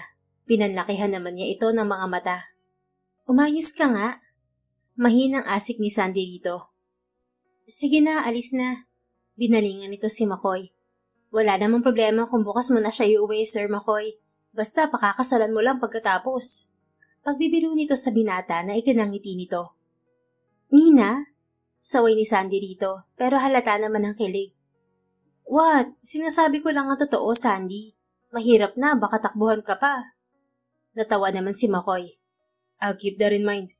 Sabi naman ng lalaki bago siya inalalayan pasakay sa kotse nito. Ngayon lang din nila nalaman na may kotse pala ang lalaki. Hindi kasi nila ito nakikita na may sasakyan maliban sa police mobile. Habang umiikot si McCoy patungo sa kabilang pinto ng kotse, ay pasimple itong pinagmasdan ni Sandy. Fresh na fresh ang lalaki sa semi-casual attire nito. Parang ang bango-bango at ang sarap-sarap yakapin. Ready? Tanong kaagad ni McCoy pagkasakay sa kotse. Yes. Seatbelt please. Kaget siyang kumilos at isinuot ang seatbelt. Pinaandar ni McCoy ang kotse nang masigurong ayos na siya. Tahimik silang dalawa sa unang 2 minuto, hanggang sa si Sandy na ang unang nagbukas ng usapan. Bakit naisipan mo magpulis, McCoy? Usisa niya. Pangarap ko na talaga yun noon pa. Hindi ba boring? Mas boring kapag nasa likod ka lang ng mesa at pumipirma ng kung ano-anong papeles. Umiling pa ito na para bang nakikita talaga nito ang sarili sa tagpong yun. Bakit? Nagtrabaho ka na rin ba sa opisina? Yes, part-time. Pagsisinungaling nito, hindi pa balak sabihin sa dalaga na anak ito ng may-ari ng malaking kumpanya. So, may mga operation kayo na kailangan talaga ng ganon, yung mga barilan? Sandali muna itong nag-isip bago sumagot. Dahil ba to saan nangyari sa apartment niyo, Sandy? Parang ganon na nga, pero gusto ko rin talagang malaman ng dalang panganib ng trabaho mo. Sagot niya bago bumulong sa sarili. Baka kasi mabuyda ako ng maaga. Ha? Napalingon siya sa binata. Wala. May sinasabi ba ako? Hindi ko rin alam. Akala ko kasi may sinasabi ka. Pero para masagot ang tanong mo, minsan kailangan talaga. Hindi naman yun mawawala sa klase ng trabahong pinasok ko, kaya palagi akong handa. Hindi ka ba natatakot? Ngumiti ito. Mas nakakatakot kapag dumami ang gumagawa ng masama. Tumango-tango siya. Kung sa bagay. Pero bakit kasi ang bilis nilang dumami kaysa sa mabubuting tao? May kanya-kanya silang rason kaya ginagawa nila yun. Mayroong ang paggawa lang ng masama ang magsasalba sa buhay nila o ng pamilya nila. Meron namang likas na talaga sa katauhan nilang gumawa ng masama. Pero kapag mali, mali. Dahil kapag itinama mo ang isang pagkakamali ng isa pang pagkakamali, manganganak at manganganak lang ang kasamaan sa lipunan. Regardless of your purpose or why you did such things, ang kasalanan ay kasalanan na dapat ay pinananagutan sa batas. Tumangot-tango muli si Sandy. Akala niya ay sa telebisyon niya lang napapanood ang ganoong tema. May ganoon din palang outlook ng tao sa totoong buhay. Hindi niya mapigilang pagmasdan si McCoy habang nagmamaneho. Dati sa malayo niya lang ito tinatanaw. Ngayon abot kamay na niya. Sana lang mauwi sila sa dambana. Kinilig tuloy siya sa mga naiisip niya. Pagdating nila sa restaurant, nagulat pa siya dahil fine dining yun na nasa loob ng isang 5-star hotel. Dito talaga, McCoy? Tanong ni Sandy nang inilalayan siyang maupo ng binata sa isang upuan, sa harap ng pabilog na mesang ipinareserve nito. Alam niya, hindi basta-basta ang presyo ng pagkain doon. Yes, may problema ba? Sagot ni McCoy na naupo na rin sa tapat niya at kinawayan ng waiter. Nagkibit siya ng mga balikat. Wala naman, kaso hindi niya na ituloy ang sasabihin. Bukod kasi sa pagiging pulis ng lalaki, wala na siyang impormasyong alam tungkol dito. Ni hindi niya alam kung may mga magulang pa ba ito. Bagamat alam niyang doon lang din sa lugar nila ito nakatira. Hindi naman kasi siya mausisa, habang si McCoy ay hindi rin masyadong makwento kapag magkasama sila.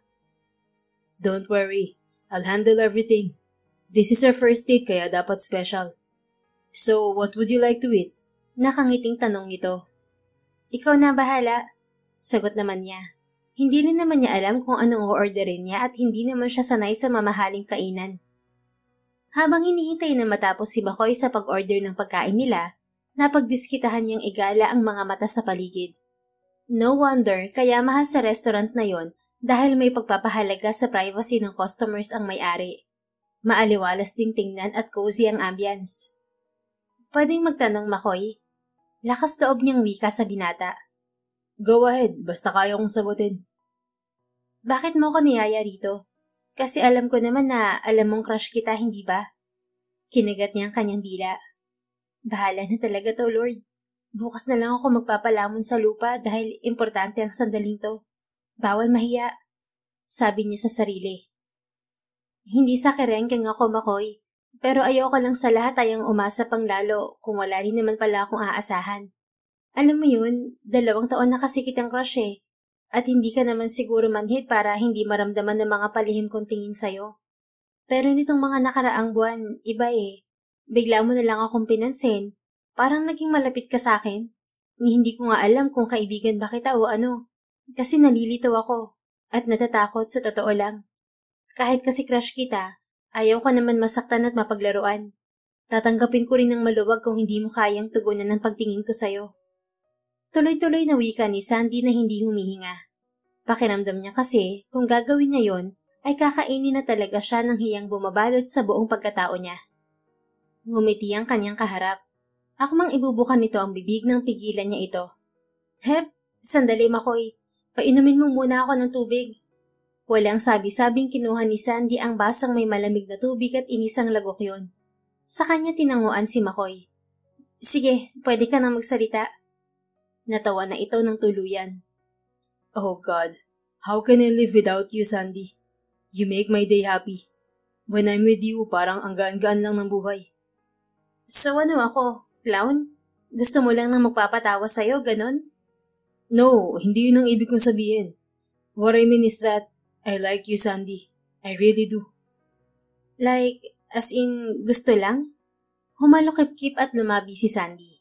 Natawa muli si Makoy. Well, palagi mong pinakakabog ang dibdib ko. Yung mabilis na mabilis sa tuwing makikita kita. Lalo ng mga ngiti mo. Nakakahawa ka kasi. Yun lang?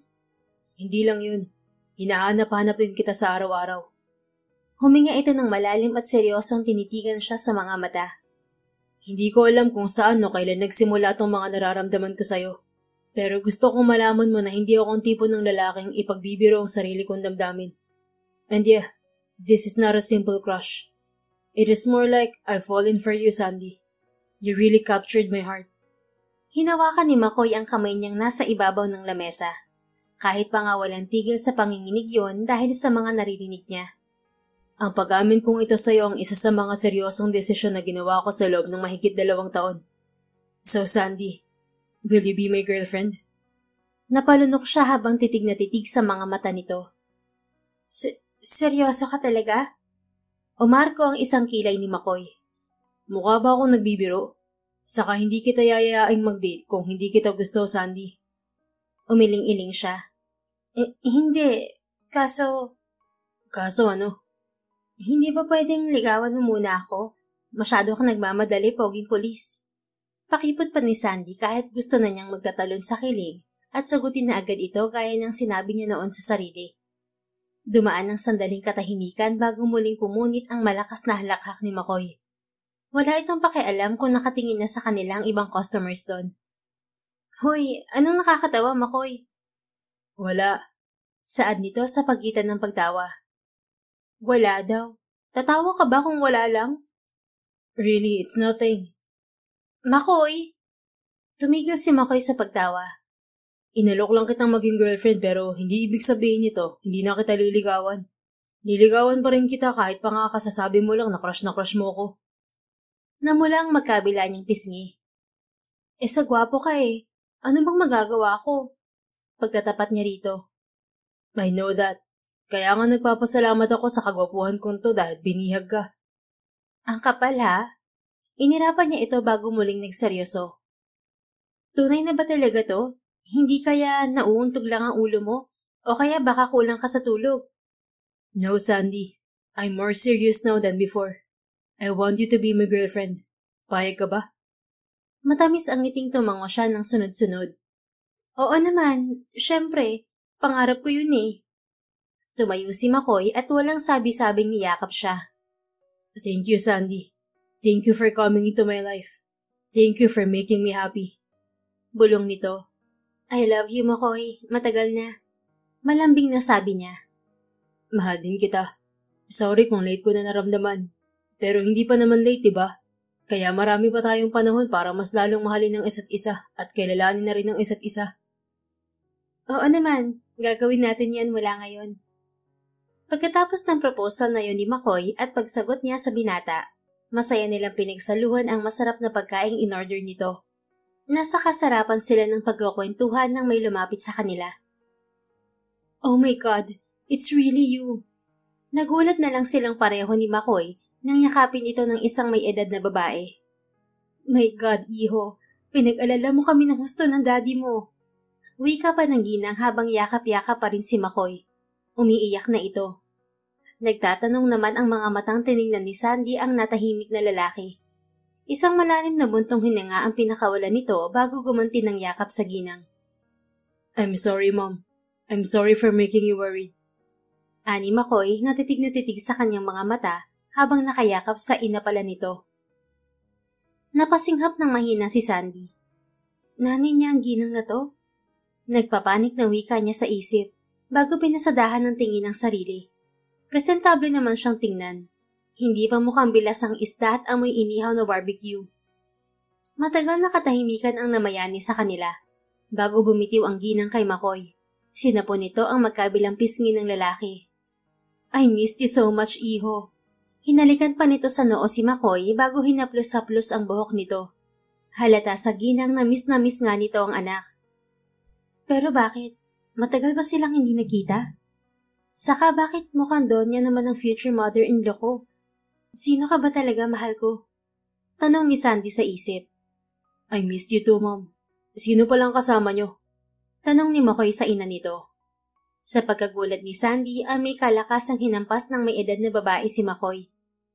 Na-miss mo ko pero hindi ka malang nagpakita o tumawag sa loob ng mahabang panahon sa amin ng daddy mo. Wika ng ginang. Napatingin si McCoy kay Sandy. Alam niyang nagtataka na ito sa mga sandaling yon at kailangan niyang magpaliwanag dito mamaya. Handa na naman siyang ipakilala dito ang sarili niya. Mahal niya ito kaya walang dahilan para maglihim. Are you here with Dad? Tanong ni McCoy ng balingan ng ina. Yeah, he's just talking to some of our investors. Naboard ako kaya nagtungo ako sa ladies' room. And I'm grateful to those boring business talks of your dad. Because here I am. I found you at last, son. Huminga ng malalim ang kanyang ina. When are you coming home? Si McCoy naman ang huminga ng malalim. One of these days, Mom. With Sandy. Nilingon niya ang babae na mariing nagdikit ang mga labi. Napatingin dito ang kanyang ina. Agad na sumilay ang magilo ng ngiti sa mga labi nito. So, is this a date, anak? Tanong ng mommy niya nang balingan siya. Yeah, she's my girlfriend. And Sandy, this is my mother, Sylvia. Pakilala niya sa dalawang babae. Good evening po, ma'am. Mabilis pa sanang tatayo si Sandy pero naunahan ito ng kanyang ina. Walang sabi-sabing niyakap nito si Sandy na ikinagulat ng huli. Thank you, Iha. Dahil sa'yo nakita kong muli ang anak ko. Takang tiningnan ni Sandy ang nobyo. Nakangiting tinanguan niya ito, assuring her that everything will be alright. Hindi ko po alam ang sinasabi niyo, ma'am.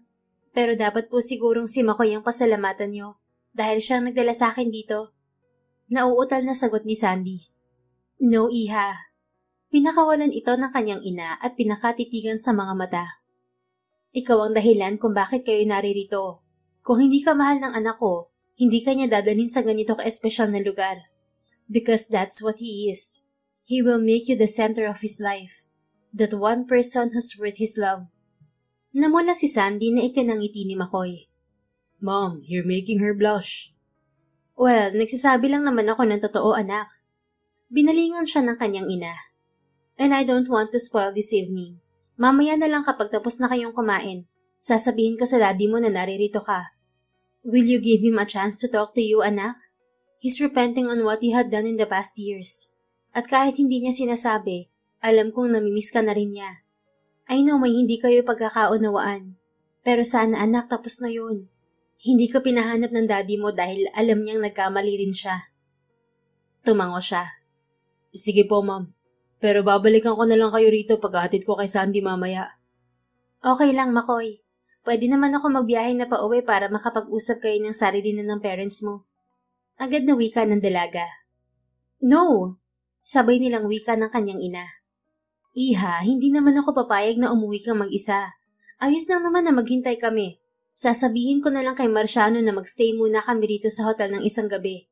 Wika ng kanyang mommy kay Sandy. Maigi pa nga po, ma'am.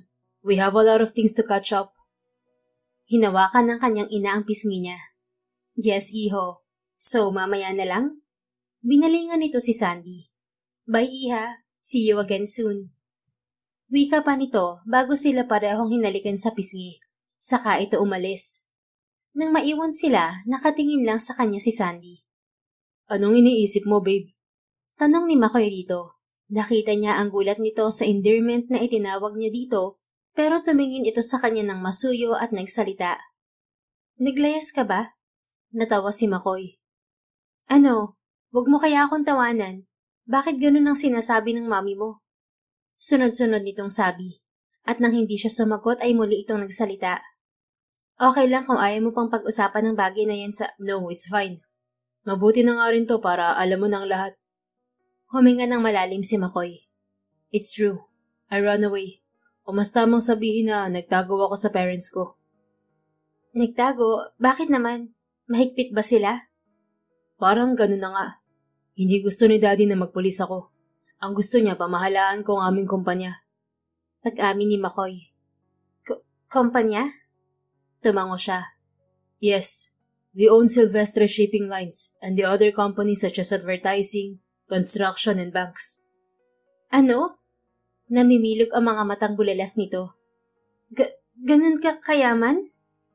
Hindi ako, Sandy. Ang daddy ko. Siya ang nagpundar ng lahat ng yun kaya siya ang mayaman. Hindi ito sumagot.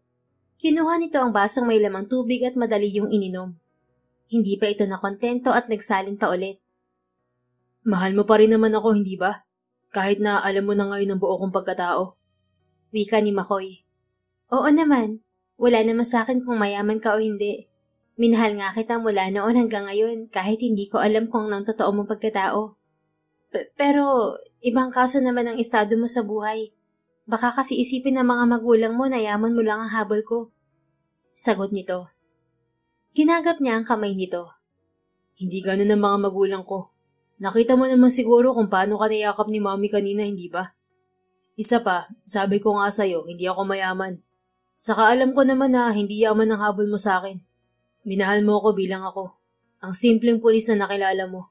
Kaya alam kong hindi ka ganong tao, Sandy.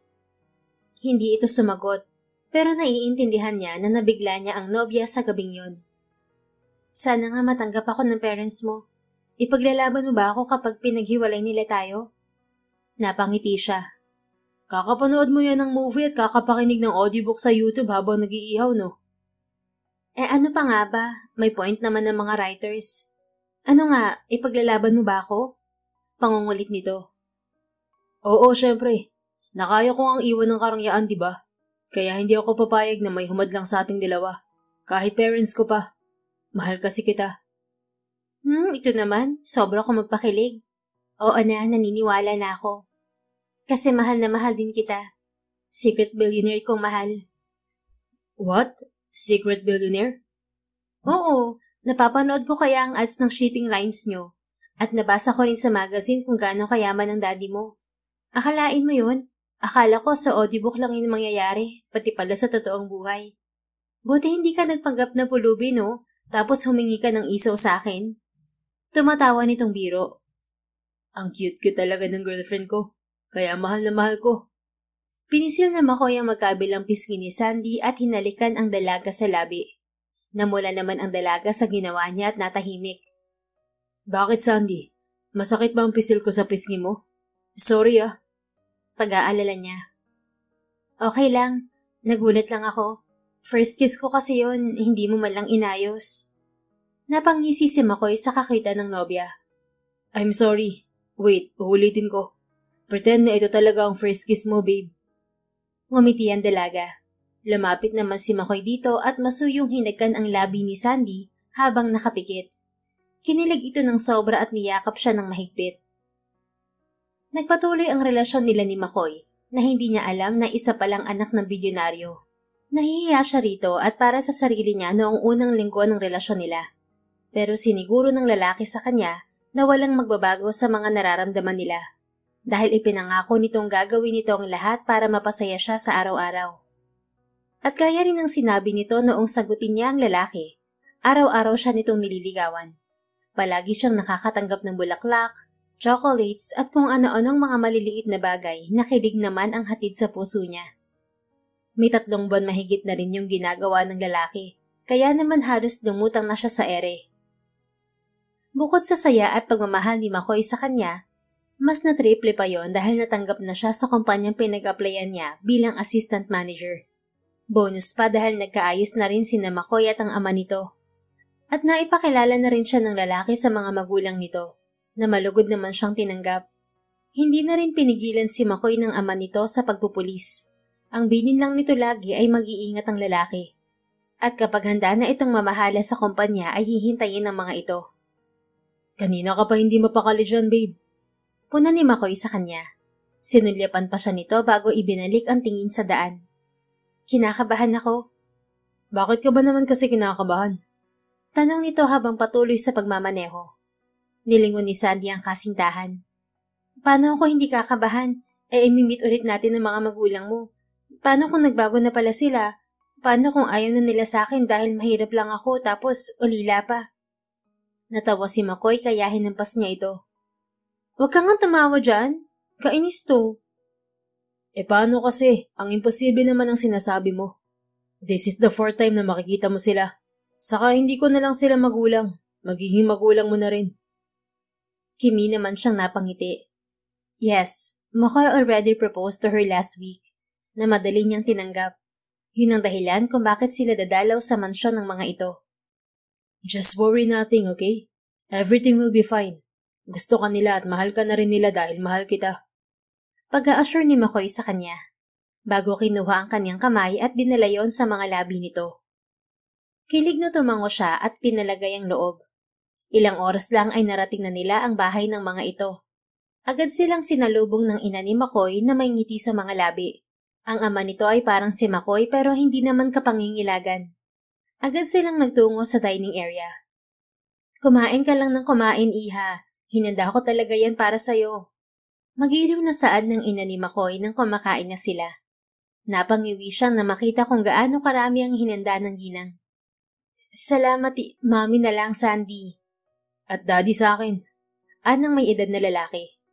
Nang solya pa niya si McCoy ay nakangiti ito na para bang sinasabi na, I told you so. So, may date na ba ang kasal niyo, mga anak? Tanong ng ginang. Napatigil sa kanyang pagsubo si Sandy. Po? Maraming nakwento si McCoy sa amin tungkol sa iyo, Sandy. So bilang yung mom mo, kami na ang bahalang mag-asikaso ng lahat sa kasal niyo. Dugtong pa ng ina nito. Mommy? Pigil ni McCoy dito. Sasama ako sa inyo ng kaibigan mo sa paghahanap ng trahe. Mabuti pa, honey. Hayaan mo muna silang mag-usap tungkol sa bagay na yan.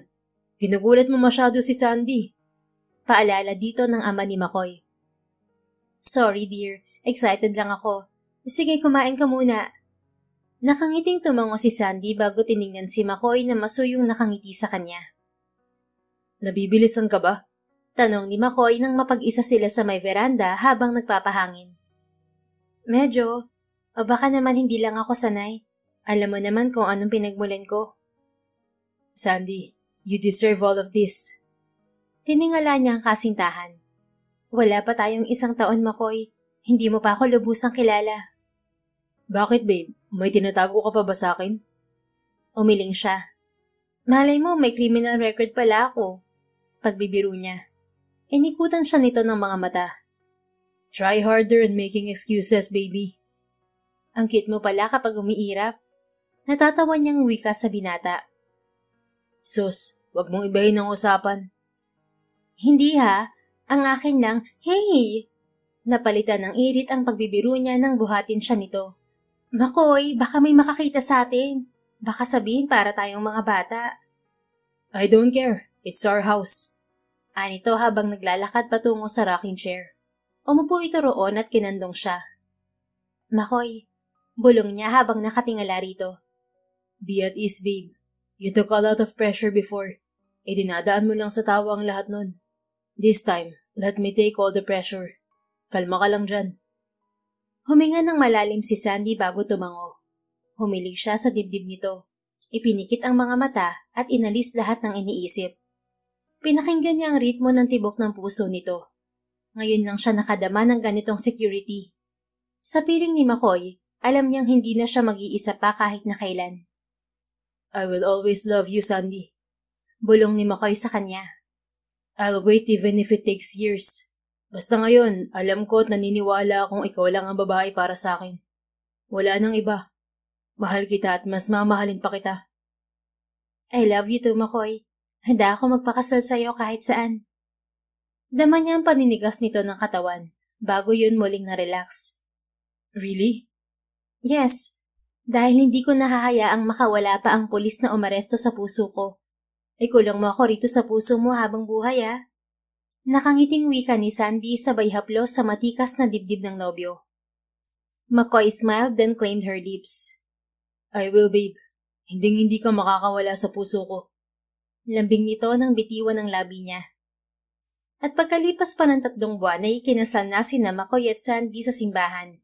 Imbitado ang lahat ng mga malalapit na kaibigan nila at mga kaanak ni McCoy. Wala namang ibang kaanak si Sandy kaya ang best friend niyang si Mina na ang naghatid sa kanya sa altar. Napakasaya ni Mina para sa kanya. Nagdesisyon din sila na doon ito patirahin sa bahay nila ni McCoy. Sa ika-1 taon ng kanilang kasal ay biniyayaan din sila ng anak. Masaya ka ba, Sandy? Tanong ni McCoy sa kanya habang pinagmamasdan nila ang kanilang anak na lalaki na himbing na natutulog sa crib. Sobra. Ikaw ba? Labis-labis. Wala na nga paglagayan ng nag-uumapaw na saya sa aking puso. I love you. Salamat dahil ngayon hindi na ako nag-iisa. Ani Sandy bago niyakap ang asawa. Mahal na mahal din kita. Salamat din dahil binigyan mo ng kulay ang mundo ko. Natuto rin ako magpakumbaba sa mga magulang ko. Ngayong may anak na tayo, mas lalo ko na-appreciate ang pagmamahal ni na Mommy. At gumanti si McCoy sa kanya ng mas mahigpit na yakap. Hinalikan pa nito ang noo niya. Napangiti si Sandy. Masaya ako na nagdesisyon ka ng tulungan sila sa negosyo nila na hindi umaalis sa pagiging pulis. Hindi ko rin sila matiis. Mahal ko sila at tumatanda na rin sila. At ayaw ko lumaki ang anak natin na katulad ko na rebelde. I promise na kung saan magiging happy ang anak natin, susuportahan ko siya.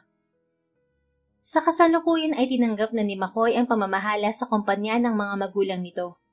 Nag-design na rin si Sandy sa trabaho upang tulungan ang asawa sa kumpanya at gampanan ang tungkulin bilang mapagmahal na asawa at ina ng baby nila. Tunay na hindi mo talaga masasabi ang ikot ng kapalaran. Minsan, akala natin, malabong mangyari na ang pinapangarap natin ay magustuhan din tayo. Subalit kung mananalig lang tayo, hindi malabong magkatotoo ito, gaya ng makulay na kwento ng pag-iibigan ni na McCoy at Sandy na nagsimula sa paghanga at nauwi sa pagmamahalan ng wagas. The End. Kung nagustuhan mo ang istoryang ito, please don't forget to like, comment, and share it with your friends. Your support really makes a difference. Thank you and see you sa ating next story. Keep safe and be blessed.